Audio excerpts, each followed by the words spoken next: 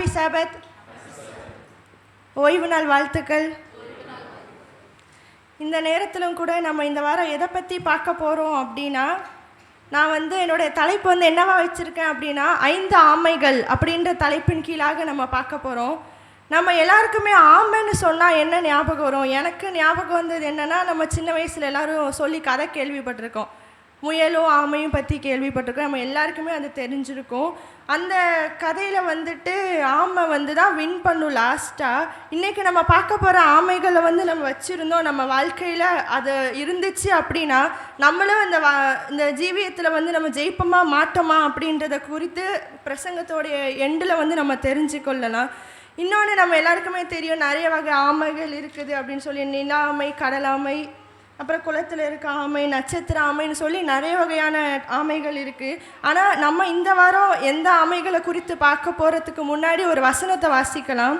எடுத்தவர்கள் வாசிங்கள். லேவியராகமம் 11வது அதிகாரம் 29வது வசனம்.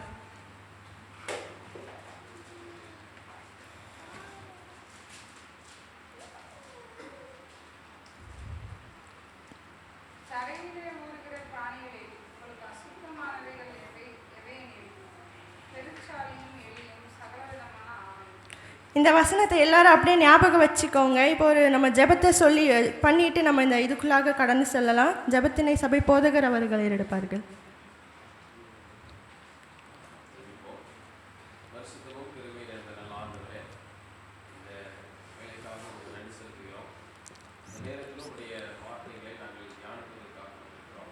தேவன் தாமே எங்களோடு நீர் பேசும்படியாக நாங்கள் ஜெபிக்கிறோம். நல்ல ஒரு வசனத்தை நாங்கள் இப்பொழுது வாசித்ததை நாங்கள் கேட்டோம். நிச்சயமாக ஒரு நல்ல ஒரு கருப்பொருளை வைத்திருக்கிறீர் என்ற நம்பிக்கையோடு கூட எத்தனை ஆமைகள் என்பதை நாங்கள் பார்க்கிறோம். அந்த கருத்தை நாங்கள் தியானித்து இந்த இடத்தை விட்டு கடந்து செல்ல தேவன் தாமே எங்களுக்கு உதவி செய்யும்படியாய் பேசுகிற மகளையும் கர்த்தரை மறைத்து வெளிப்படும்படியாய் இயேசுவின் நாமத்தில் ஜெபிக்கிறேன் நல்ல பிதாவே, ஆமென். சரி, நம்ம இன்னைக்கு 5 ஆமைகளை குறித்து பார்க்க போகிறோம்னு இருக்கோம்ல. முதலாவது ஆமை என்னன்னு பார்க்கறதுக்கு முன்னாடி வாசிக்கலாம் வசனம். மத்தேயு 18வது அதிகாரம் 35வது வசனம்.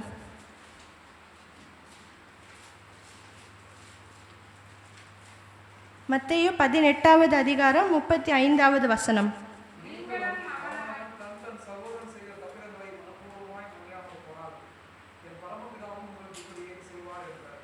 இதில் உங்களுக்கு ஏதாவது கெஸ் இருக்கா? எதை பற்றி அவங்க சொல்லியிருக்காங்க அப்படின்னு யாருக்காவது ஏதாவது தோணுதா?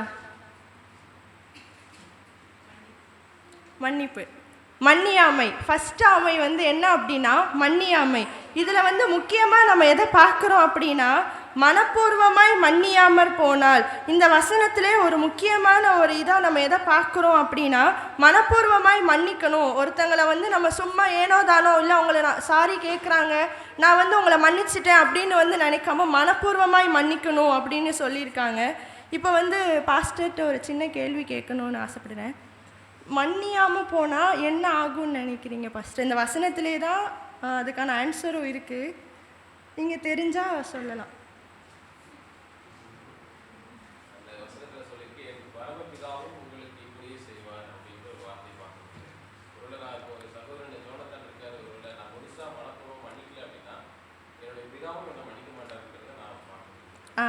இப்போ நம்ம மன்னிச்சோன்னா கடவுளும் நம்மளை மன்னிப்பாங்க. இல்லை நான் மன்னிக்க மாட்டேன்னு சொன்னால் நம்ம செய்கிற பாவங்களுக்கும் கண்டிப்பாக மன்னிப்பு கிடையாது அப்படின்றது இந்த வசனம் நம்மளுக்கு கற்றுக் கொடுக்குது. அடுத்த ஒரு வசனம் வாசிக்கலாம். மத்தேயு 6வது அதிகாரம் 12வது வசனம். இது யாராவது பார்க்கறதுக்கு முன்னாடி என்னவா இருக்குன்னு ஒரு கெஸ் இருக்கா? பரமண்டல ஜெபம். சூப்பர். அந்த எடுத்தவங்க வாசிங்க. மத்தேயு 6வது அதிகாரம் 12வது வசனம்.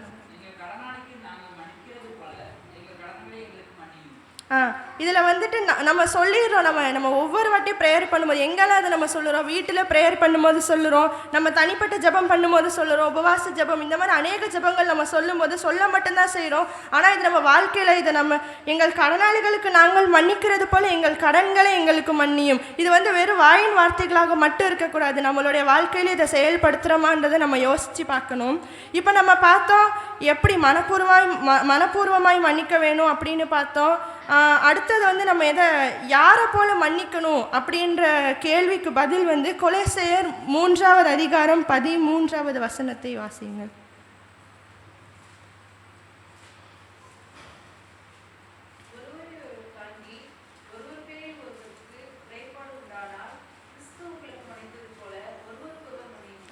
இதில் நம்ம முக்கியமாக பார்க்குறது என்ன அப்படின்னா, கிறிஸ்து உங்களுக்கு மன்னித்தது போல அப்படின்னு சொல்லி கொடுத்துருக்காங்க.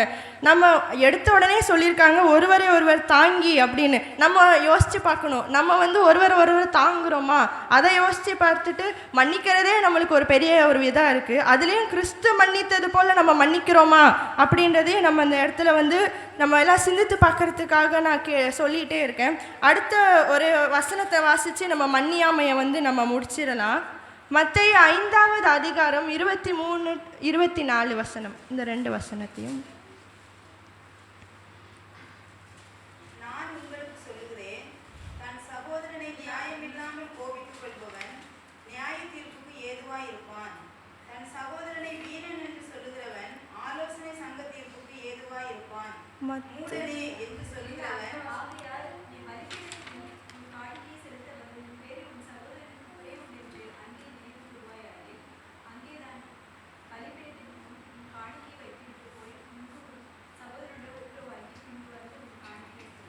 இந்த இடத்துல வந்து கடவுள் என்ன சொல்லியிருக்காங்க அப்படின்னா, இப்போ நம்மளுக்கு வந்து ஒரு சிப்ளிங்காக இருக்கலாம், இல்லை நம்ம வீட்டில் யாராகனாலும் இருக்கலாம், அவங்களுக்கும் நமக்கும் ஒரு சண்டை இருக்குது, ஒரு மனசு கஷ்டம் இருக்குது அப்படின்னு சொன்னால், நம்ம இப்போ சர்ச்சுக்கு வரோம், நம்ம ஆஃபரிங் வந்து வைக்கிறோம். அப்படி இருக்கச்சில் நம்ம அந்த மனசு கஷ்டத்தோடய அவங்க கூட சமாதானம் ஆகாமல் நம்ம இருந்தோம் அப்படின்னா, அந்த காணிக்கையை கடவுள் வந்து ஏற்றுக்குவாரா அப்படின்னு பார்த்தா கண்டிப்பாக ஏற்றுக்க மாட்டார். இப்போது எனக்கும் பாஸ்டருக்கும் ஒரு சண்டை இருக்குது அப்படின்னா, அந்த சண்டையை வந்துட்டு நம்ம ஃபஸ்ட்டு கடவுள் வந்து என்ன சொல்லியிருக்காங்க, முன்பு உன் சகோதரனோடைய ஒப்புரவாகி பின்பு வந்து உன் காணிக்கையை செலுத்து அப்படின்னு தான் சொல்லியிருக்காங்க. அவர் நினச்சிருந்தா நீ காணிக்கை செலுத்திட்டு போயிட்டு கூட வந்து நீ சமாதானம் ஆயிருக்கோ அப்படி சொல்லியிருக்கலாம். ஆனால் அவர் என்ன சொல்லியிருக்காங்கன்னா, நீ ஃபஸ்ட்டு வந்து அவங்களோட ஒற்றுமையாக இரு, அதுக்கப்புறம் வந்து நீ காணிக்கையை செலுத்தினா தான் நான் ஏற்றுக்கொள்வேன் அப்படின்னு வந்து கடவுள் வந்து சொல்லியிருக்காங்க. இதை நம்ம நினைவில் வைத்துட்டு எல்லாரையும் வந்து நம்ம உலகத்தார் சொல்லியும் கேள்விப்பட்டிருப்போம், மறப்போம் மன்னிப்போம் சொல்லுவாங்கல்ல. நான் மன்னிச்சிட்டேன்ப்பா, ஆனால் வந்து அவன் செஞ்சதை நான் மறக்க மாட்டேன் அப்படின்ற வார்த்தையை வந்து நம்ம தயவு செய்து யூஸ் பண்ண வேண்டாம் அப்படின்ற இது சொல்லி ஒரு சின்ன கதையோடு நம்ம மன்னியாமையை முடிச்சிடலாம். அந்த கதையிலேருந்து நம்ம என்ன கற்றுக்குறோம் அப்படின்றதையும் நம்ம யோசித்து பார்க்கலாம். 2 இதே மாதிரி ஒரு சிப்ளிங் இருக்காங்க, சின்ன வயசில் ரொம்ப ஒற்றுமையாக இருக்காங்க. ஆனால் அவங்க வந்து வளர்கிறாங்க, ஒரு ஸ்டேஜுக்கு வந்த அப்புறம் 2 பேரும் செல்ஃபாக பிஸ்னஸ் வச்சுருக்காங்க. அப்போ வந்து ஒரு தம்பி ஒரு அண்ணன் ஒரு தம்பி. அப்போ அந்த தம்பி வந்து அந்த அண்ணன்கிட்ட கேட்குறாங்க, அண்ணன் நீ வந்து பிஸ்னஸ்க்கு கொஞ்சம் ஹெல்ப் பண்ணு, நீ வந்து எனக்கு காசு தான் அப்படின்னு சொல்லி வந்து அவங்க கேட்குறாங்க. அப்படி கேட்டுச்சுல இவங்க வந்து கொஞ்ச நாள் போகுது, இந்த தம்பிக்கு வந்து எல்லாமே லாஸாக போகிடுற மாதிரி இருக்குது. அப்படி இருக்கும்போது அண்ணனுக்கு ரொம்ப கஷ்டம், நீ என்னோடய பணத்தை எல்லாம் வந்து வேஸ்ட் பண்ணிடுற அப்படின்னு சொல்லிட்டு இது பண்ணி ரொம்ப சண்டை வந்து பேசவே இல்லாத அளவுக்கு அவங்களுக்குள்ள ஒரு பிரிவினை வந்துடுது. கொஞ்ச நாள் போகுது, 2 பேருக்கும் ரொம்ப பிரிவு தூரமாக ஆகிடுறாங்க. அப்போ வந்து இந்த தம்பி வந்து ஒவ்வொரு நாளும் மன்னிப்புக்காக வந்து லெட்டர் எழுதுவாங்களாமா. அண்ணா என்னை மன்னிச்சிரு, நான் பண்ணது தப்பு தான், நீ பழையபடி எப்படி என்கிட்ட பேசுனியோ அந்த மாதிரி என் கூட பேசு அப்படின்னு சொல்லி அந்த தம்பி வந்து லெட்டர் எழுதுவாங்களாமா. ஆனால் இந்த அண்ணன் வந்து அதை ஒரு பொருட்டாகவே எடுத்துக்காமல் விட்டுருவாங்களாம், ஓப்பன் பண்ணாமல் வச்சுருவாங்களாம். ஒரு நாள் ஆகுது, கடைசியில் வந்து என்ன ஆகுது அப்படின்னா தம்பி வந்து இறந்துடுறாங்க. அப்போ தான் அண்ணனுக்கு வந்து சரி நம்ம தம்பி என்ன தான் அந்த லெட்டரில் எழுதியிருக்கான் அப்படின்னு சொல்லி பிரித்து பார்த்தா என்னை மன்னிச்சிரு அப்படின்னு சொல்லி எழுதியிருக்காங்க. அப்போது அந்த அடக்க ஆராதனைக்கு வருவாங்கல்ல, அப்படி வரச்சில தான் அன்றைக்கி அந்த அண்ணன் ரொம்ப மனசு கஷ்டப்பட்டு அழுதாங்களாம். நான் வந்து உன்னை மன்னிச்சிட்டேன் அப்படின்ற மாதிரி அவங்க அழுறாங்க. இதோட இந்த கதை முடியுது. இதுலேருந்து நம்ம ஒரு மாரல் கற்றுக்கலாம் அப்படின்னா என்னென்னா, நம்ம நினைப்போம் நாளைக்கு மன்னிச்சிக்கலாம், கொஞ்ச நாள் ஆகட்டும் மன்னிச்சிக்கலாம் அப்படின்னு. ஆனால் நம்ம நாளைக்கு மன்னிச்சிக்கலாம்னு சொல்லுறோமே தவிர அந்த நாளைக்குன்றது இருக்குமான்றது நமக்கு தெரியாது. அதனால அந்தந்த நிமிடமே கடவுள் வந்து நம்மளுக்கு எப்படி மன்னிப்பை கட்டளையிடுறாங்களோ அந்த மாதிரி நம்ம ஒவ்வொருத்தருக்கும் மன்னிப்பை கட்டளையிட்டு கடவுள் அவங்க நம்மளை நேசிக்கிறது போல் அவங்களையும் நேசிக்கணும். சரி, ஒரு ஆமை நம்ம பார்த்தாச்சு, மன்னி ஆமை முடிஞ்சுது. அடுத்த ஆமைக்குள்ளாக நம்ம போகலாம். அடுத்த ஆமை வந்து எடுத்தவங்க வாசியுங்கள். 1 சாமுவேல் 15வது அதிகாரம் 22வது வசனம். 1 சாமுவேல் 15வது அதிகாரம் 22வது வசனம்.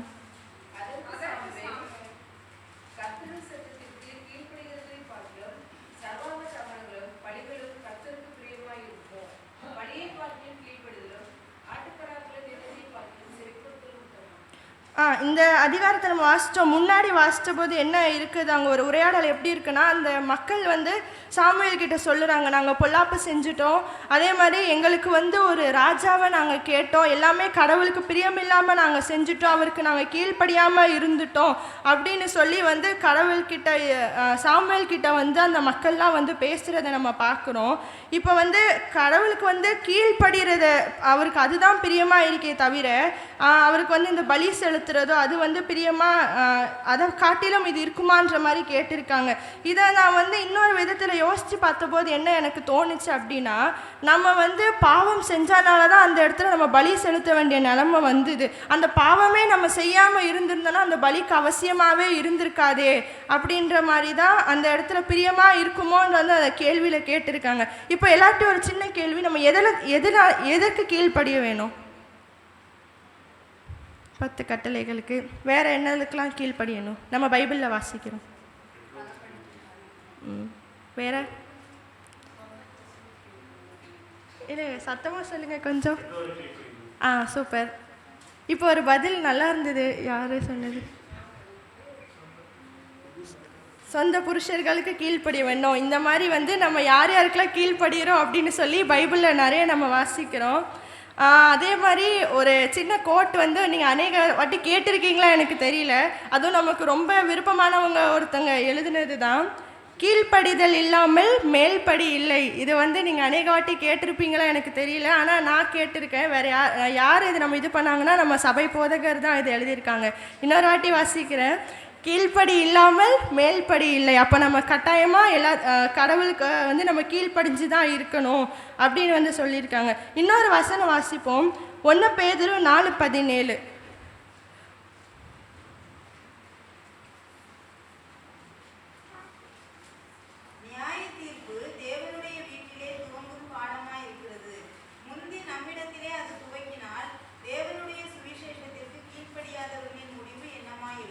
அப்படி 18 வாசிச்சிருங்களேன்.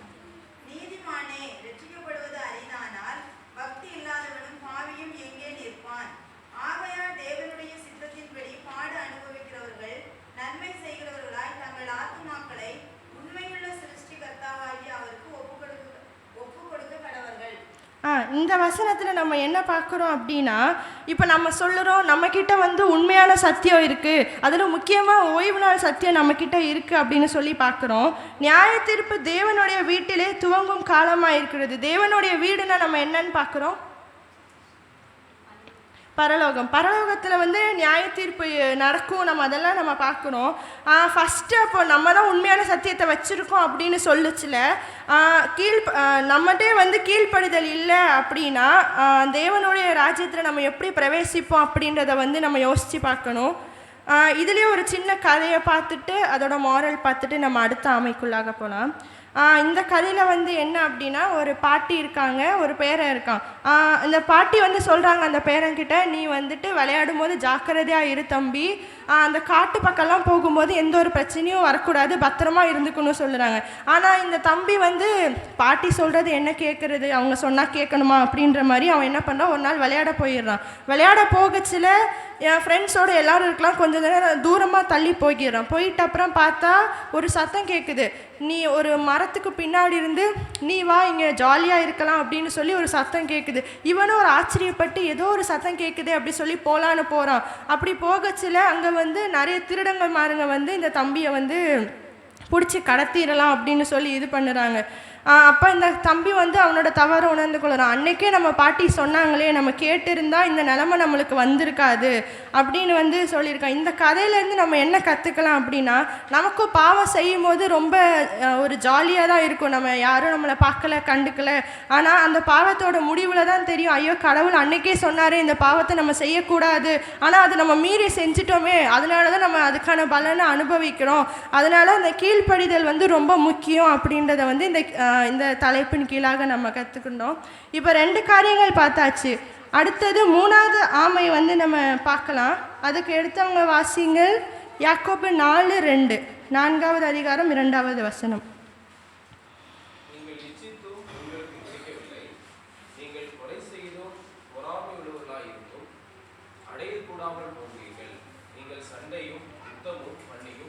நீங்கள் விண்ணப்பம் பண்ணாமல் இருக்கிறதுனாலே உங்களுக்கு சித்திக்கிறதில்லை. இந்த இதில் யாராவது கெஸ் பண்ணீங்களா என்ன ஆமையாக இருக்குன்னு? பொறாமை.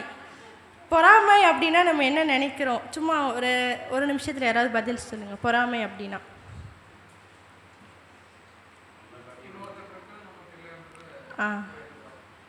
வேற ஏதாவது பதில்? பொறாமை நமக்கு உள்ளாக வருது. அப்போது இந்த வசனத்தில் நம்ம என்ன பார்க்குறோம் அப்படின்னா, பொறாமை உள்ளவர்களாக நம்ம இருந்தோமாகில் நமக்கு அதில் ஒரு வசனம் அந்த வார்த்தை கொடுத்துருக்காங்க, அடையக்கூடாமற் போகிறீர்கள். நம்ம பொறாமைப்பட்டோம் அப்படின்னா நம்மளுக்கு தேவையானது கண்டிப்பாக கிடைக்கவே கிடைக்காது. அதில் தான் அந்த இதை தான் யாக்கோபு 4வது அதிகாரம் 2வது வசனத்தில் சொல்லியிருக்காங்க. அடுத்த ஒரு வசனம் நம்ம வாசிக்கலாம். 1 பேதுரு 2:2.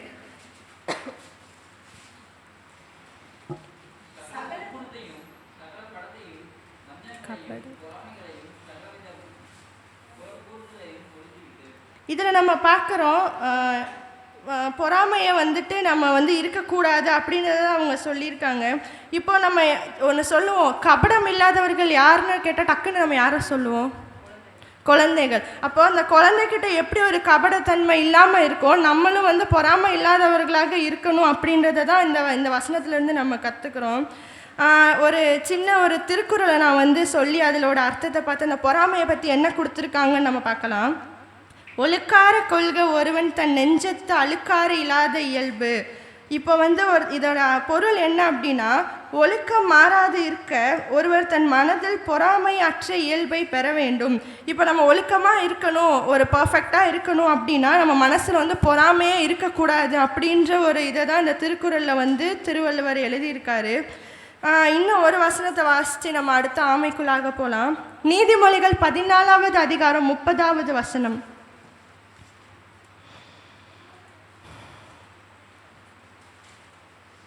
நீதிமொழிகள் 14:30.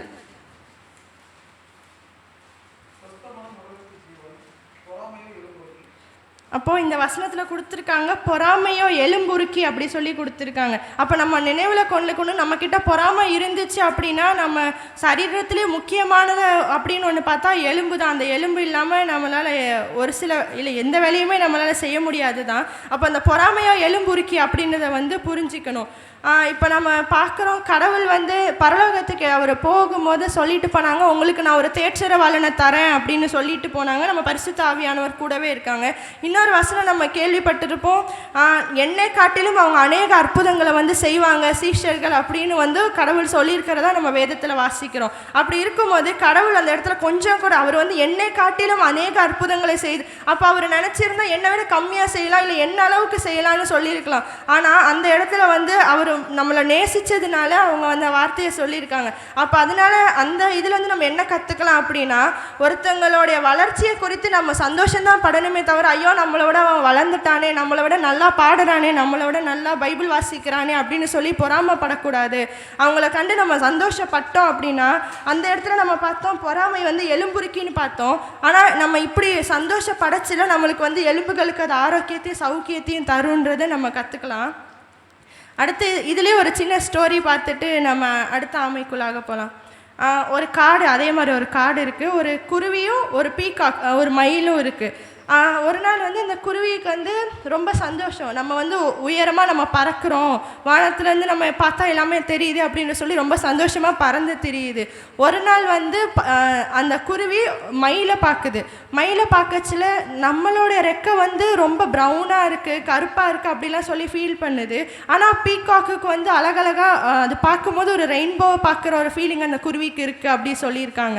அப்படி அந்த பீகாக்கை பார்க்கும்போது அது ரொம்ப ஃபீல் பண்ணுது, ஐயோ நம்ம ரொம்ப அழுக்காக இருக்குமே, நம்ம அந்த மாதிரி அழகா இல்லையே அப்படி சொல்லி ஃபீல் பண்ணுது. இந்த மனசு கஷ்டம் தாங்க முடியாமல் அந்த குருவி ஒரு ஆந்தைக்கிட்ட போகுதாமா.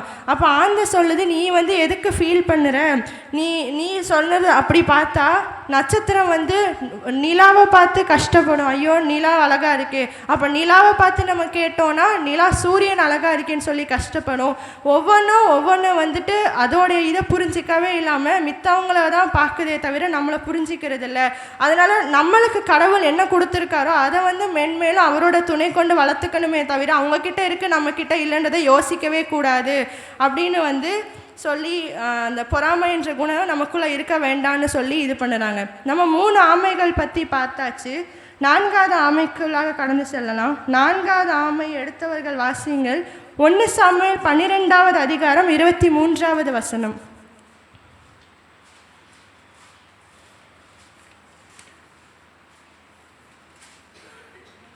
நானும் உங்களுக்காக விண்ணப்பம் செய்யாதிருப்பேனாகில் கர்த்தருக்கு விரோதமாக பாவம் செய்கிறவனாய் இருப்பேன்.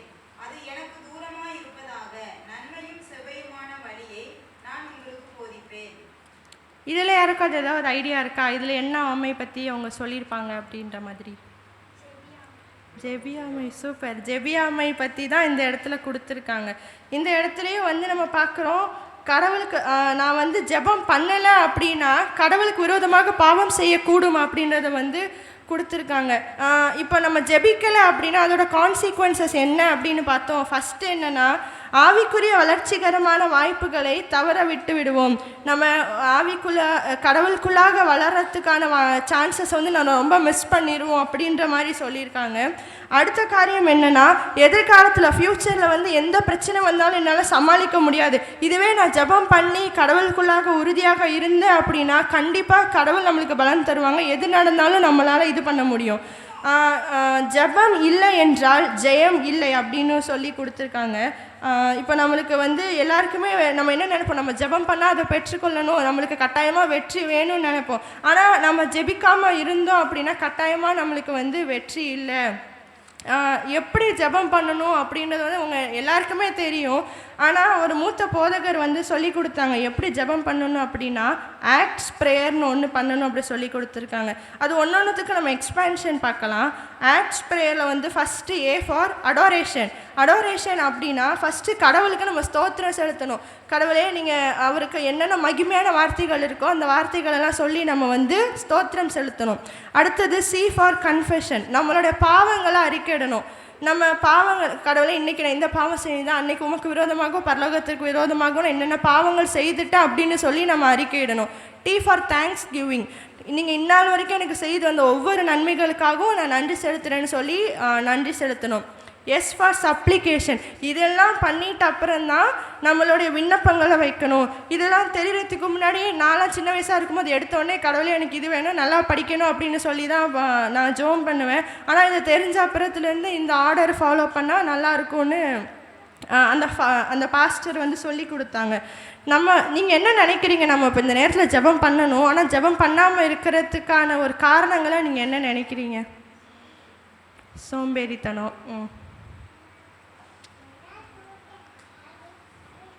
வேற? சரி, எல்லாருமே நல்லா ஜெபம் பண்ணுறீங்க போல், அதனால தான் யார்கிட்ட இருந்துமே ஆன்சர் வர மாட்டேது. பிசி ஆழ்ந்த உறக்கம். நான் என்னைய வச்சு எப்படி நான் பார்க்குறேன்னா, சொன்ன மாதிரி சோம்பேறித்தனம், ப்ரோக்ராஸ்டினேஷன், அந்த தாமதப்படுத்துறது. இப்போ இல்லைனா என்ன, இன்னொரு அரை மணி நேரம் விட்டு ஜெபம் பண்ணிக்கலாம், நம்ம தான் எப்போ போனாலும் கடவுள் நம்மளுக்கு பதில் தராங்களே அப்படின்ற அந்த எண்ணம் நமக்குள்ளே அது வரவே கூடாது. இன்னொன்று, நம்ம வந்து இப்போ ஒரு சில கஷ்டம் நமக்கு வரும். கடவுளே, என்னால் தாங்கிக் கொள்ளவே முடியலையே, ஏன் எனக்கு மட்டும், மித்த எல்லாரும் நல்லா தானே இருக்காங்க, ஏன் எனக்கு மட்டும் இதுன்ற மாதிரி நம்ம யோசிப்போம். ஆனால் கொஞ்சம் வளர தான் நான் கற்றுக்கிட்ட விஷயம் என்ன அப்படின்னா, நம்ம ரொம்ப நல்லா இருந்துட்டோம், இல்லைனா நம்மளுக்கு எந்த ஒரு பிரச்சனையுமே வரலைன்னா கடவுளை நம்ம எட்டியே பார்க்க மாட்டோம். நான் நல்லா ராஜா மாதிரி இருக்கேன்ப்பா, கடவுள் எனக்கு எதுக்கு அப்படின்னு இருப்போம். ஆனால் ஒரு சில பிரச்சனைகள் நமக்கு வரும்போது தான் கடவுளே என்னை காப்பாற்றுங்க, அவர் அதுலேருந்து விடுதலை தருவாங்க. அதுக்கப்புறம் அவருக்கு நம்ம நன்றி செலுத்துகிற பிள்ளைகளாக இருப்போம் அப்படின்றத வந்து நான் பார்க்குறேன்.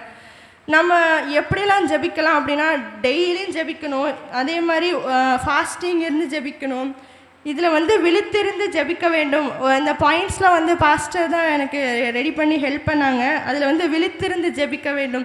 இதுதான் இருக்கிறதுலே ரொம்ப கஷ்டமான விஷயம். அதிகாலையில் எந்திரிச்சு ஜெபிக்கணும்லாம் சொல்லுவாங்க. அது ஜெபிக்கணும்னு ஆசை இருக்கும். ஆனால் ஐயோ 4 மணிக்கு யார் எழுறது, 5 மணிக்கு யார் எழுறது சொல்லி நம்ம எழுந்திருக்கிறதே இல்லை. இன்னொன்று முக்கியமான ஜெபமாக நீங்கள் எதை பார்க்குறீங்க?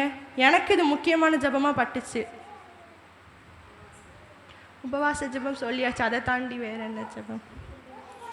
ஜெபிக்கிறதே முக்கியம்தான் அப்படி சொல்லுறாங்க. அது உண்மைதான். ஆனால் ஒரு கைண்ட் ஆஃப் ப்ரேயர் இதுவும் என்ன ஸ்தோத்திர ஜெபம் ஓகே கரெக்டு தான். ஆனால் சரி நானே சொல்லுறேன். எனக்கு இதில் முக்கியமாக படுறது என்னென்னா குடும்ப ஜெபம். இந்த குடும்ப ஜெபம் இல்லாமல் இருக்க சில தான் சாத்தான் எப்படினாலும் வந்து நம்மக்கிட்ட கடவுளோட அந்த வல்லமை இல்லை அப்படின்னா எப்படினாலும் வந்து உள்ளே விளையாடுவோம். அதனால் அந்த குடும்ப ஜெபத்தை வந்து நம்ம ரொம்ப ஒரு இம்பார்ட்டன்ஸ் நம்ம மனசில் வச்சு ஜெபிக்கணும். இதுலேயே ஒரு சின்ன கதை பார்த்துட்டு நம்ம அடுத்து லாஸ்ட் ஆமைக்குள்ளாக போயிடலாம்.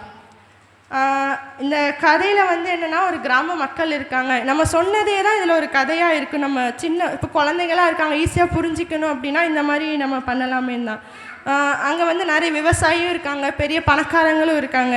அப்போ வந்து எல்லாரும் ஆரம்ப காலத்தில் நல்லா ஜெபம் பண்ணி இருந்திருக்காங்க. போக போக ஒரு நாள் வந்து ப்ரேயர் பண்ணலான்னு ஒரு விவசாயியை பார்த்து கூப்பிடுறாங்க. அப்போ அவர் சொல்கிறாரு, இல்லை நான் வந்து பயிர் போட்டிருக்கேன், இன்றைக்கி வந்து நான் வர முடியாது, எனக்கு டைம் இல்லை சொல்லி அந்த நிலத்துக்கு அந்த ஃபார்முக்கு போயிடுறாங்க. அடுத்தது ஒரு பணக்காரங்கிட்ட போகும்போது, இல்லை என்கிட்ட எல்லா ஆஸ்தியும் இருக்குது, என்கிட்ட எல்லா செல்வமும் இருக்குது, அதனால் எனக்கு ப்ரேயர் தேவையில்லை, எனக்கு இருக்கிறது போதும்னு சொல்லி இருந்துடுறாரு. ஒரு நாள் என்ன ஆகுது அப்படின்னா ரொம்ப மழை பெஞ்சு அவரோட பயிர் எல்லாமே நாஸ்தியாக போயிடுது. இந்த மாதிரி ஒவ்வொருத்தரும் யாரெல்லாம் ஜெபம் பண்ண மாட்டேன்னு சொல்கிறாங்களோ அவங்க ஒவ்வொருத்தருக்கும் ஒவ்வொரு பிரச்சனை வந்துடுது. அதனால் அந்த ஊர்லேயே இருக்கிற ஒரு முக்கியமான ஒரு பாட்டி மாதிரி வயசானவங்க வந்து எல்லோரும் ஒன்று கூடுறாங்க. ஒன்று கூடி ஜெபத்தோட முக்கியத்துவத்தை வந்து சொல்லுறாங்க. அப்போ வந்து ஒரு அந்த குழந்தை வந்து சொல்லுது, ஆமாம் நான் முன்னாடிலாம் தூங்க போகிறதுக்கு முன்னாடி ஜெபம் பண்ணுவேன், ஆனால் இப்போ நான் வந்து ஜெபம் பண்ணவே இல்லை, அதனால தான் எனக்கு உடம்பு சரியில்லாமல் போயிடுச்சு அப்படின்ற ஒரு இதை வந்து அந்த குழந்தை வந்து சொல்லுது.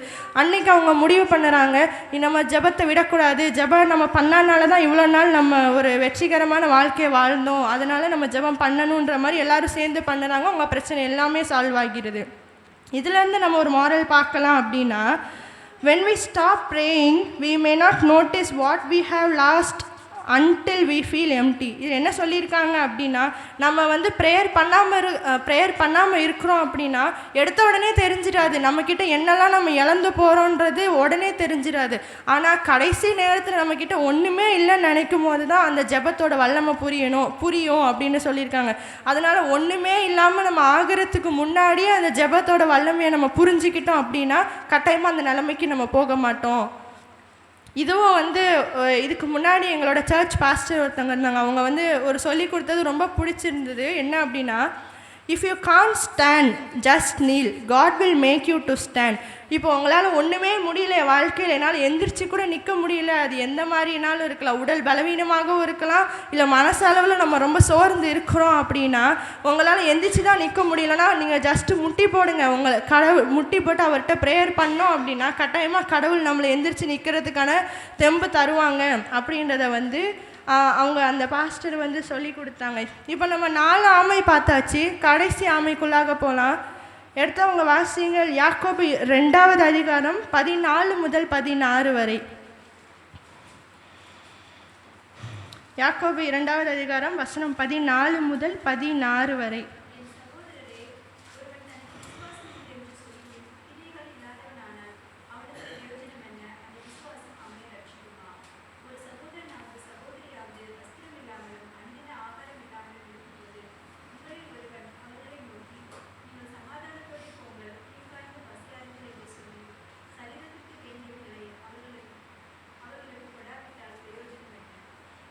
இந்த வசனத்தில் நம்ம என்ன பார்க்குறோம் அப்படின்னா, இப்போ நம்ம என்ன ஆமையை வந்து இதில் நம்ம பார்த்தோம், யாருக்காவது சொல்ல முடியுமா? விசுவாசம் இல்லாமல், கரெக்டு தான். இன்னும் ஆனால் உதவி செய்யாமை, அதை நான் எப்படின்னா கொடாமை அப்படின்னு சொல்லி நான் எடுத்திருக்கேன். சூப்பர், எல்லாருமே நல்லா கண்டுபிடிக்கிறீங்க, ரொம்ப சந்தோஷமாக இருக்குது. இதில் வந்துட்டு என்ன கொடுத்துருக்காங்க அப்படின்னா, முக்கியமான எதை பார்த்தேன்னா, சரீரத்துக்கு வேண்டியவைகளே அவர்களுக்கு கொடாவிட்டால் பிரயோஜனம் என்ன? ஜஸ்ட்டு வாயின் வார்த்தையினால் நீங்கள் சமாதானத்தோடு போங்க, குளிர்காய்ந்து நான் அவங்ககிட்ட சொல்லுறமே தவிர நம்ம முன் வந்து இல்லை நான் செய்கிறேன் அப்படின்ற மனசு நம்மளுக்கு வரவே மாட்டுது. அதனால நம்ம கட்டாயமாக எல்லாருக்குமே உதவி செய்யணும் அப்படின்ற ஒரு முக்கிய கருத்தை தான் இந்த வசனம் நம்மளுக்கு வந்து சொல்லி கொடுக்குது.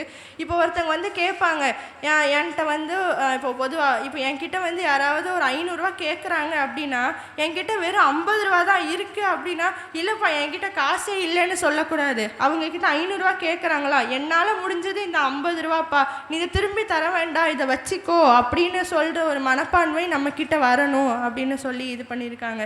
இந்த வசனத்தில் இன்னொன்று நம்ம பார்த்தோம் எப்படின்னா, வெறும் வாயின் வார்த்தையினால நீ வந்து குளிர் காய்ந்து பசியாருங்கள் என்று சொல்லி சரீரத்துக்கு வேண்டியவைகளை அவர்களுக்கு கொடாவிட்டால் பிரயோஜனம் என்ன. இது இன்னொரு வசனத்தை நம்ம பைபிளில் லிங்க் பண்ணி பார்க்கலாம். கிரியைகள் இல்லாத விசுவாசம் எப்படி இருக்குதுன்னு பார்க்குறோம், செத்ததாக இருக்கிறது அப்படின்றத பார்க்குறோம். அதற்கும் இதுக்கும் நம்ம அதை ஒப்பிட்டு பார்த்தோம் அப்படின்னா கட்டாயமாக எல்லாருக்குமே கொடுத்து நம்ம உதவணும். இல்லவே இல்லைன்னா பிரச்சனை இல்லை, நம்மளே கஷ்டத்தில் இருக்கோன்றது சொல்லி இது பண்ணலாம். ஆனால் இருந்துக்கிட்டு ஒருத்தங்களுக்கு உதவி செய்யாமல் இருக்கக்கூடாது, கட்டாயமாக உதவி செய்யணுன்றதை தான் நம்மளுக்கு இது கற்றுக் கொடுக்குது. இன்னொரு வசனம் வாசிங்கள், 1 யோவான் 3வது அதிகாரம் 17வது வசனம்.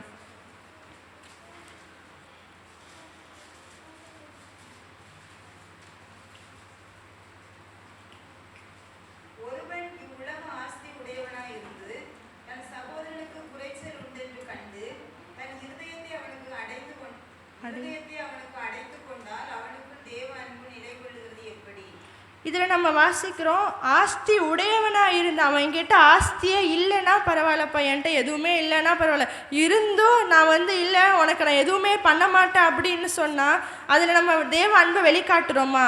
கட்டாயமாக கிடையாது. அப்போ நம்ம தேவ அன்பை வந்து நம்ம வெளிக்காட்டணும் அப்படின்னா உதவி செய்து வழிநடத்தணும், அவங்கள வந்து உதவி செய்யணும். இதில் வந்து நான் எப்படி இதை நான் பார்த்தேன் அப்படின்னா, எல்லாருக்குமே தெரியும் நீடுக்கும் வாண்ட்டுக்கும் இருக்க வித்தியாசம் தெரியும் தானே? யாரோ ஒருத்தங்க சொல்லுங்களேன், நீடுக்கும் வாண்ட்டுக்கும் இருக்க வித்தியாசம். ஐ நீட் திஸ்க்கும் ஐ வாண்ட் திஸ்க்கும் என்ன வித்தியாசம்?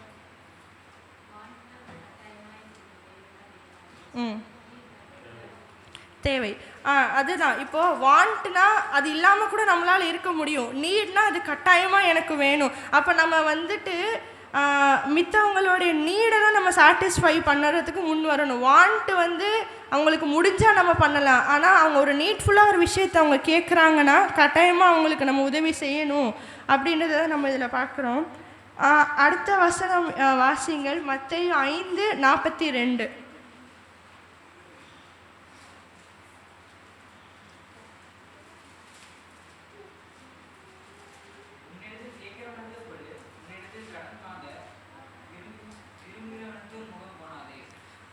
இந்த வசனத்தில் நான் எப்படி பார்த்தேன் அப்படின்னா, இப்போ நம்மளே கடன் வாங்குற நிலமையில இருக்கிறோம், நம்மக்கிட்டேருந்து வந்து ஒருத்தன் கடன் கேட்குறானே அப்படின்னு வந்து சொல்லி அவனுக்கு அப்போ இப்போ அதை வந்து நம்மக்கிட்ட அவன் கேட்குறான் அப்படின்னா அந்த நேரத்தை கடவுள் தான் வந்து அமைச்சு கொடுத்துருப்பாங்க. நம்மக்கிட்டே இல்லைன்றா அவர் வந்து அமைச்சிருக்க மாட்டார். அப்போ நம்மளால் முடியுன்றதை நம்மளோட தேவன் அறிந்திருக்கனால தான் அந்த ஒரு சுச்சுவேஷனை கூட நம்ம வாழ்க்கையில் அனுமதிக்கிறாரு அப்படின்றத தான் இந்த வசனத்தில் இருந்து நான் கற்றுக்கொண்டேன். இன்னும் ஒரு வசனம் வாசிங்கள், நம்ம முடிச்சிடலாம். லூக்கா 6வது அதிகாரம் 35வது வசனம்.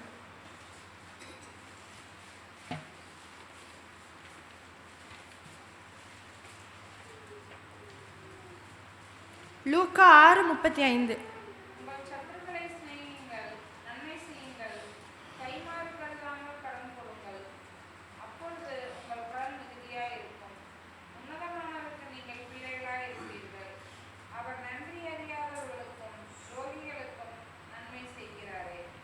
இந்த வசனத்தை நான் முதல்ல வாசிக்கும்போது எப்படி இருந்ததுன்னா, உங்கள் சத்துருக்களை சிநேகியுங்கள் அப்படின்னு இருந்தது.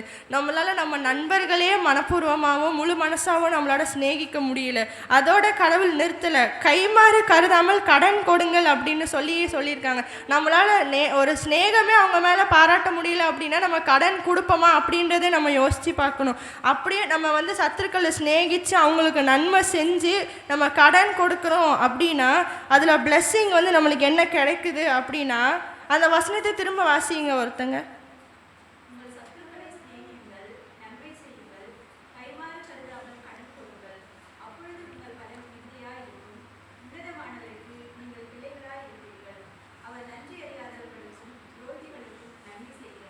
அதில் நான் வந்து அதில் ஒரு gift நம்மளுக்கு என்ன இருக்குது, நம்ம அந்த மாதிரி செஞ்சோம் அப்படின்னா உன்னதமானவருக்கு நீங்கள் பிள்ளைகளாக இருப்பீர்கள் அப்படின்னு வந்து சொல்லியிருக்காங்க. அது எவ்வளோ பெரிய ஒரு பாக்கியன்றதை நம்ம மனசில் நினச்சிட்டோம் அப்படின்னா கட்டாயமாக அந்த உதவிகளை நம்ம செய்ய முன் வருவோம் அப்படின்றத தான் இந்த வசனத்துலேருந்து நான் பார்த்தேன்.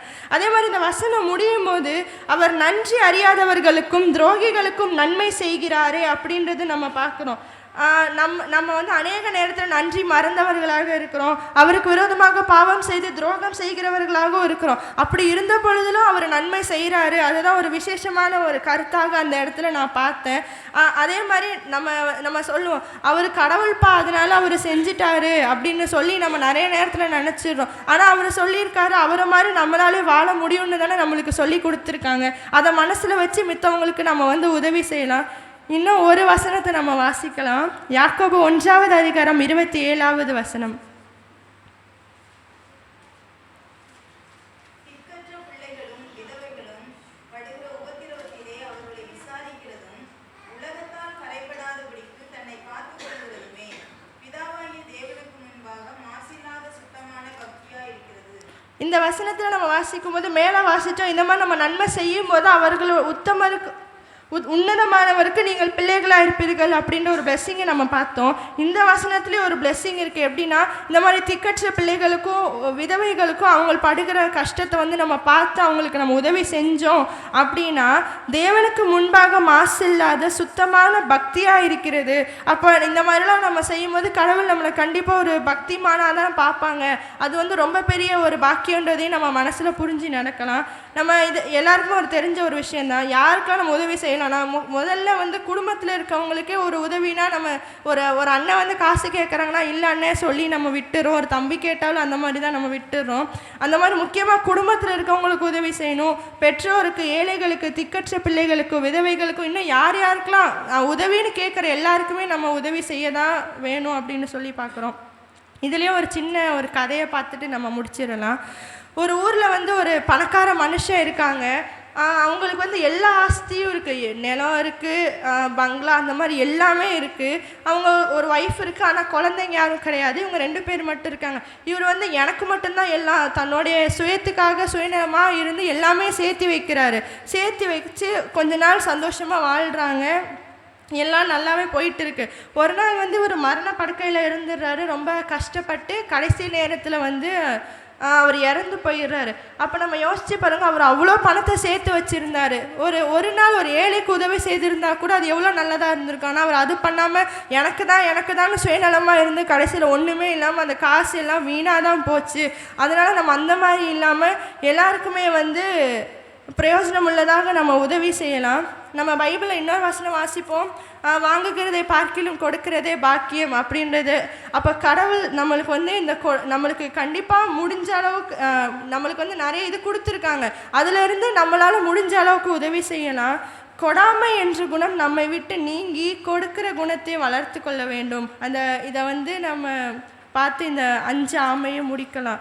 இப்போது உங்களுக்கு ஞாபகம் இருக்கான ஒரு வசனம் வந்து ஹோல்டில் வைக்க சொன்ன ஸ்டார்டிங்கில், தரையில் ஊறுகிற பிராணிகளில் உங்களுக்கு அசுத்தமானவைகள் எவையெனில் பெருச்சாலியும் எலியும் சகலவிதமான ஆமையும்னு சொல்லி பார்த்தோம். இப்போது இந்த 5 ஆமை பார்த்தோம். மண்ணி ஆமை பார்த்தோம், கீழ்ப்படி ஆமை, கொடாமை, ஜெபியாமை, பொறாமை, இந்த 5 ஆமை நம்ம வந்து பார்த்தோம். அப்போது நம்ம பைபிளில் அந்த லேவியராகமம் 11 அதிகாரத்தை நம்ம வாசித்தோம் அப்படின்னா நம்ம எதெல்லாம் சாப்பிடணும் சாப்பிடக்கூடாதுன்ற ஒரு கைட்லைன்ஸ் வந்து நம்ம கடவுள் நம்மளுக்கு கொடுத்துருப்பாங்க. அப்போது இதில் முக்கியமாக அசுத்தமானவைகள் எவையெனில், அப்போது இந்த 5 குணமும் நம்மக்கிட்ட இருந்துச்சு அப்படின்னா கடவுளும் நம்மளை வந்து நீங்கள் அசுத்தமானவர்கள்னு சொல்லி ஒதுக்கிடுவாங்க. அதனால் இந்த 5 குணமும் நம்மக்கிட்ட இல்லாமல் நம்ம டெய்லியும் ஜெபம் பண்ணி எல்லாரையுமே மன்னிச்சு பொறாமை இல்லாமல் இருந்தோம் அப்படின்னா கடவுள் வந்து நம்மளை வந்து நேசித்து அநேக ஆசீர்வாதங்களை தருவாங்க. அதனால் இந்த குணங்கள் நம்மக்கிட்ட இல்லாமல் இருக்க பரிசுத்த ஆவியானவர்கிட்டையும் நம்ம ஜெபம் பண்ணுவோம். கடவுள் நம்மை வழி நடத்துவாராக. ஆமென்.